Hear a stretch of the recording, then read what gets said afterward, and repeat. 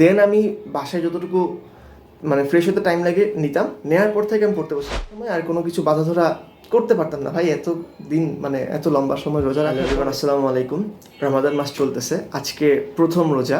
তো আমি রোজা রেখেই তোমাদের সাথে কথা বলতেছি, আলহামদুলিল্লাহ। আচ্ছা, তো তোমাদের একটা ইম্পর্টেন্ট কোয়েশ্চেন থাকে যে ভাইয়া রমজান মাসে আমরা পড়াটাকে গোছাবো কীভাবে, বা আমার যে সামনে এক্সাম থাকবে এই রমজানের পরে যখন কলেজ স্কুল খুলবে তখন আমার যে এক্সাম থাকবে সেই এক্সামের আগে নিজেকে আমি গোছাবো কীভাবে।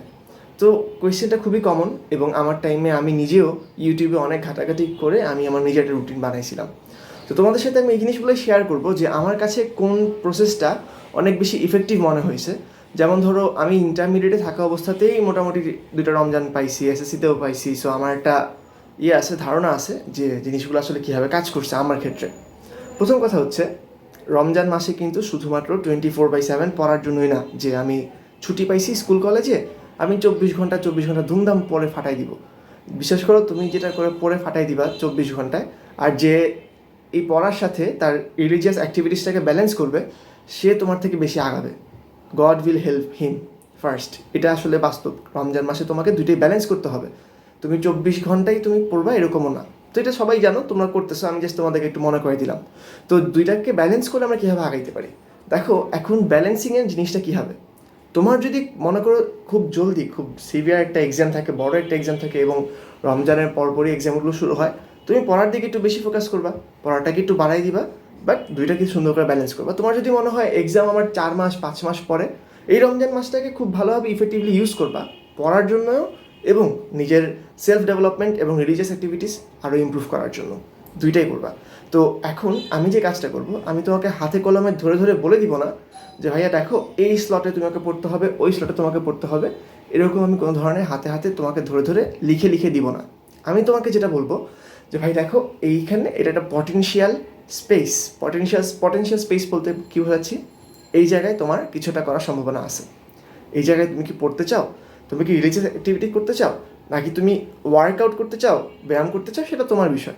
পটেনশিয়াল স্পেসেসগুলো দেখাবো, দেন আমি তোমাকে বলবো যে আমি হলে কী করতাম। তবে আমি তোমার নিজস্ব রুটিন বানাই দিলে আমার কাছে মনে হয় না ইফেক্টিভ হবে। প্রথম কথা, আমি সবসময় প্রেফার করছি যে সেহরির পরে জেগে থেকে পড়া, rather than studying all night up to সেহরি। সবসময় এটা আমি প্রেফার করছি আর কি। আমার ক্ষেত্রে আমি যেটা করতাম, আমি সেহরির পরে অর্থাৎ ফজরের নামাজ পড়ে এসে মসজিদ থেকে, দেন আমি বাসায় যতটুকু ফ্রেশ হতে টাইম লাগে নিতাম, নেওয়ার পর থেকে আমি পড়তে বসে যেতাম।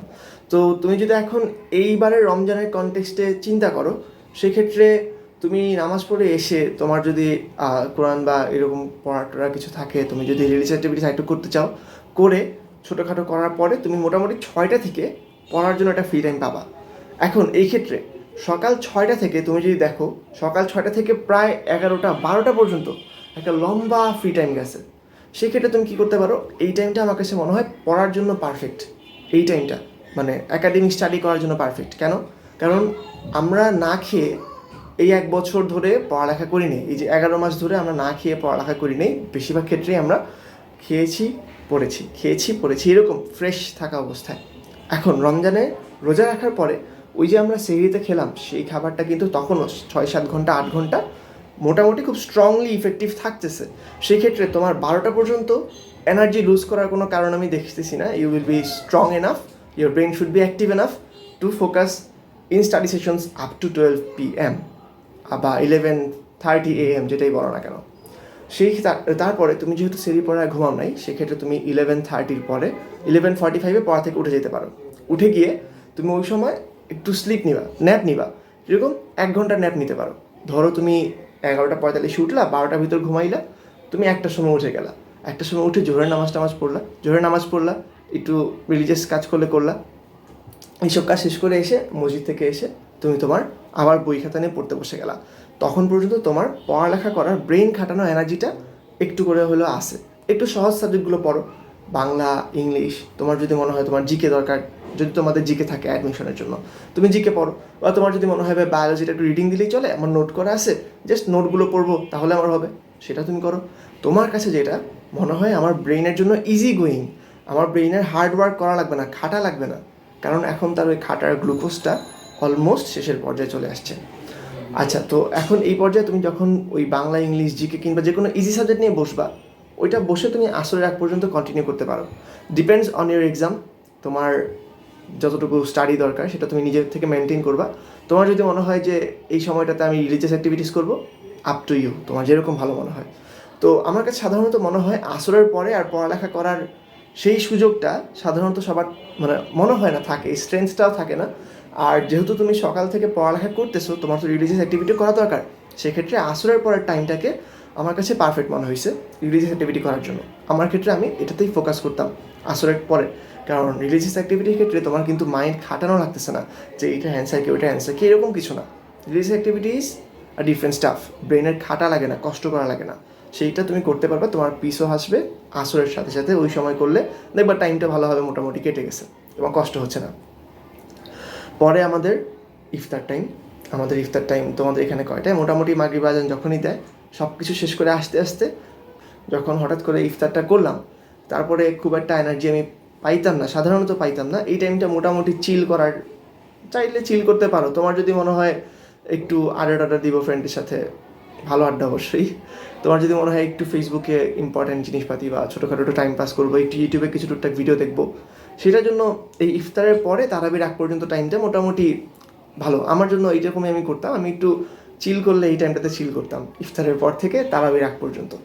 তারাবি নামাজে যাবো, দেন তারাবির নামাজে গেলে এশার নামাজ থেকে তো তারাবি আমাদের এখানে শেষ হয় 10:30, মোটো 10:30টার মতো। তো তোমাদের ধরলাম 10:45, 10:45-এর ভিতর বাসায় এসে তোমরা যারা সেহরির পরে আবার পড়তে বসবা, তারা এখানেই ঘুমায় যাবা। কারণ এখানে কেন ঘুমাইতে হবে? 11 থেকে 4:20 মানে উল্টাপাল্টা বুঝবা না, সকাল 4:20 তোমাকে উঠতে হবে মিনিমাম সেহরি করার জন্য, একটু অ্যাডিকুয়েট সময় হাতে নিয়ে ভালোভাবে ফিনিশিং দিয়ে খাওয়ার জন্য। সেই ক্ষেত্রে তোমার 5 ঘন্টা 20 মিনিট ঘুম হয়। তুমি যদি ঘুমাইতে পারো রাফলি 5.5 ঘন্টা, 5 ঘন্টা থেকে 5.5 ঘন্টা এটা ঘুম হয়। আর ওই যে দুপুরে আমরা 1 ঘন্টা ন্যাপ রাখছিলাম, সেটা তুমি যদি কমপ্লিট করতে পারো, তোমার মোটামুটি 6.5 ঘন্টা থেকে 6 ঘন্টা, 6 ঘন্টা থেকে 6.5 ঘন্টা একটা অ্যাডিকুয়েট পরিমাণ স্লিপ হয়, ঘুম হয়। এটাই তোমার জন্য পারফেক্ট একটা দিনের জন্য। 6.5 ঘন্টা অনেক, মানে একদম পারফেক্ট অ্যাডিকুয়েট। তো সেই ক্ষেত্রে তুমি আগে ঘুমায় যাবা, অ্যান্ড সেহরির পথে উঠার পরে এই যে সকাল থেকে আমরা যে রুটিনটা ফলো করলাম সেটা। এখন অনেকে বলতে পারো ভাই আমার পড়ালেখা রোজা রেখে সম্ভব না, আমার এত কারেন্ট নাই, এটা পসিবল না। যেমন এখন আমি কথা বলতেছি, আমি ফিল করতে পারতেছি যে আমার এখানে ওয়াটারের ল্যাকিং আছে। তো আমি কথা বলতে গেলে আমি আটকাচ্ছি কিংবা ড্রাই ফিল করতেছি, স্মুথলি কথা আসতেছে না। এরকম অনেকের হইতে পারে যে আমি না পড়ালেখাতে এটা হবে না, কথা কন্টিনিউয়াস সারাক্ষণ বললে আলাদা বিষয়। তো যাই হোক, তোমাদের অনেকে মনে হইতে পারে আমার ব্রেন খাটতে পারতেছে না, এনার্জি নেই। আমি রাত্রেবেলা পড়তে বেশি পছন্দ করি, যে সময় আমার আনলিমিটেড কফি, পানীয়, ড্রিঙ্কস বা খাবার দাবার সব থাকবে নর্মাল ডের মতো। সেক্ষেত্রে কী করবা, তারাবির পরে পড়তে বসবা 11টায়। 11টা থেকে 4:20, একটা লম্বা সময়, প্রায় 5 ঘন্টার উপরে তুমি পড়তে পারতেছো। মাঝখানে ছোটোখাটো তারাবির একটা ব্রেক নিবা, তাহাজ্জুদের ব্রেক নিবা তাহাজ্জুদ নামাজের জন্য। সেটা পড়ার পরে আবার পড়তে বসলাম, মোটামুটি দেখবা অ্যারাউন্ড 5 আওয়ার্স তুমি ভালোভাবে পড়তে পারতেছো। সেটার পরে তুমি নামাজ পড়ে, ফজর নামাজ পড়ে এসে, সেহরি করে ফজর নামাজ পড়ে এসে একটা ঘুম দিবা তোমার যদি মনে হয়। আর তোমার যদি মনে হয় ভাই সেহরি করছি তো, সেহরি করে আমি আরও 2 ঘন্টা পড়তে চাই, কারণ তখন আমার খাবারের ইফেক্টটা, স্ট্রং ইফেক্টটা আছে, আই এম ফিলিং এনার্জেটিক, তুমি আরও 2 ঘন্টা 3 ঘন্টা পড়ে নিলা। তারপরে তুমি একটা ঘুম দিলা, দিয়ে তুমি জোহরের সময় উঠলা। যদিও এটা আমি সাপোর্ট করতাম না আমার টাইমে, আমার কাছে ভালো লাগে না। আমার কাছে মনে হইতো সবসময় যে সকাল টাইমটাতে পড়ে ফেললে রাত্রেবেলা আমার ঘুমাইতে সুবিধা হইতো। তোমার যদি মনে হয় তুমি করতে পারো। সেক্ষেত্রে ওই তো সেহরি পরে একটু দরকার 1.5-2 ঘন্টা পরে ঘুম দিলা, নাহলে আগে সেহরির সাথে সাথে ঘুম দিলা, সেহরি পরে ফজর নামাজ পড়ে দেন তুমি উঠলা 12:30-1টা জোহরের নামাজের টাইমে। সেখান থেকে তুমি ধর্মীয় কাজে ফোকাস করলা। তোমার যদি ধর্মীয় কাজের প্রপারলি করা না হয় শুরুর দিকে, তাহলে তুমি এখানে করলা, সকালে যদি না করে থাকো। তারপর তুমি আস্তে আস্তে এখানে করলা, এখানে 1-1.5 ঘন্টা পড়াশোনা তুমি ঢুকাইতে পারো চাইলে। দেন একইভাবে প্যাটার্নটা আবার যাবে। আসরের নামাজের পরে তুমি চাইলে রিলিজ অ্যাক্টিভিটিসতে একটু বেশি ফোকাস করতে পারো। ইফতার করবা, ইফতার করে 1 ঘন্টা আমি করতাম চিল। তোমার যা করার ইচ্ছা করতে পারো, চিল যা ইচ্ছা তা তোমার উপরে, এটা পুরোটা ভালো কাজ আর কি। যাই হোক, সেখান থেকে পরে আবার ঈশার নামাজের জন্য, তারাবির জন্য চলে যেতাম। তো এটা আমার মোটামুটি একটা ওভারঅল রুটিন। আমি এরকম করেই পড়ালেখা করার চেষ্টা করতাম। আর তুমি যদি বলো যে ভাই স্ট্রং সাবজেক্ট, উইক সাবজেক্ট কোনটা, কোন সময় পড়বা, তোমাকে এটা আগে বলছি, অবভিয়াস হয়ে গেছে জিনিসটা। যখন তোমার ব্রেনে সবচেয়ে বেশি এনার্জেটিক তুমি ফিল করতেছো, যখন তোমার ব্রেন সবচেয়ে বেশি হাইড্রেটেড অ্যান্ড গ্লুকোজ আসে তার ব্রেইনে, শক্তিশালী ফিল করতেছো, ফ্রেশ ফিল করতেছো, তখন তুমি একটু যে হার্ড সাবজেক্টগুলো ম্যাথ, ফিজিক্স যেগুলো ব্রেন খাটানো লাগে, কেমিস্ট্রি, অনেক ক্ষেত্রে কেমিস্ট্রিতে ব্রেন খাটানো লাগে, বায়োলজি যদি মনে হয় বায়োলজি তোমরা পড়তে পারো এভাবে। আর ইজি টাইমে এসে যে টাইমে একটু হালকা লাগতেছে ওই টাইমে বাংলা, ইংলিশ, আইসিটি এবং বায়োলজি। এবং এখানে ক্লাস দেখাটা অনেক ইফেক্টিভ। তুমি যদি অনলাইনে ক্লাস দেখো সেক্ষেত্রে তোমার কাছে অনেক কিছু সহজ মনে হবে, ব্রেনের তেমন কষ্ট করা লাগবে না। আর তোমরা যারা এসএসসি এবং এইচএসসি ক্যান্ডিডেট আসো, তোমাদের জন্য আমি এই রমজানের শেষের দিক থেকে অথবা রমজানের ঈদের পরে পরে একটা ব্যাচ শুরু করবো ইনশাল্লাহ, অনলাইন ব্যাচ। আমার ইচ্ছা আছে ইংলিশে, তো যাদের জন্য সম্ভব, আমার কাছে মনে হয়েছে যে আমি ইংলিশটা তোমাদেরকে খুব ভালোভাবে হেল্প করতে পারবো। ইংলিশের ক্ষেত্রে আইসিটি চালু করবো কিনা আমি এখনও জানি না, করতে পারি। আমার সময় তো করা লাগবে, নিউ ভার্সিটিতে উঠছি, সো ভার্সিটির একটা প্রেশারও থাকবে। তাও আমি চেষ্টা করতেছি যে তোমাদের জন্য যেন ইংলিশটা একটু সুন্দর করে এফিশিয়েন্টলি একটা কোর্স বা ব্যাচ নামানো যায়, একদম যেন তোমাদের গুছিয়ে সব কিছু ভালো করে শেষ করা যায়। কারণ আমি এবার অ্যাডমিশন এক্সাম যখন দিলাম দেখলাম ইংলিশে অনেকে স্ট্রাগল করছো, অ্যান্ড আমার যেই জায়গায় চান্সেসগুলো আসছে, মাল্টিপল জায়গায় আমার মেরিট আসছে, জাহাঙ্গীরনগর, বিউপি, ঢাকাবাসী রেজাল্ট এখনও দেয় নাই, তো এইগুলোতে ইংলিশ ডোমিনেন্ট কোয়েশ্চেন্স ছিল, আর আমি ওই ইংলিশগুলোতে ভালো করছি দেখেই আলহামদুলিল্লাহ আমার চান্সগুলো আসছে। তো আমি সেটাই চেষ্টা করব তোমাদেরকে জন্য ইংলিশে অ্যাডমিশন এবং একাডেমিক দুই ক্ষেত্রেই ভালো করে ওয়েল প্রিপেয়ার্ড করে ছাড়া যায়, সেটা এসএসসি হোক কিংবা এইচএসসি। তো তোমরা যদি ইন্টারেস্টেড থাকো, তোমাদের যদি সারা থাকে যে ভাই আমি দেখতে চাই বা করতে চাই ইংলিশে কোর্সগুলো, সেই ক্ষেত্রে আমি হয়তো আর একটু জলদি এবং সুন্দরভাবে নামানোর চেষ্টা করব।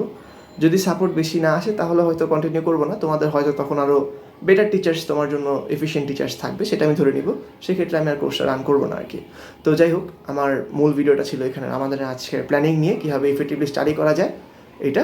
আর দেন আমি তোমাদেরকে ছোটোখাটো ইংলিশের জন্য বললাম কোর্স খুলবো। তবে তোমাদেরকে একটা জিনিস বলে রাখি, কোর্স করো আর না করো, ভোক্যাবুলারিতে ফোকাস করতে হবে অনেক বেশি। ভোক্যাবুলারিতে তোমাকে ফোকাস করতে হবে। ভোক্যাবুলারির জন্য ভাই অনেকে এবার অ্যাডমিশন সিজনে ফ্লপ করছে, তো এটাতে ফোকাস করো।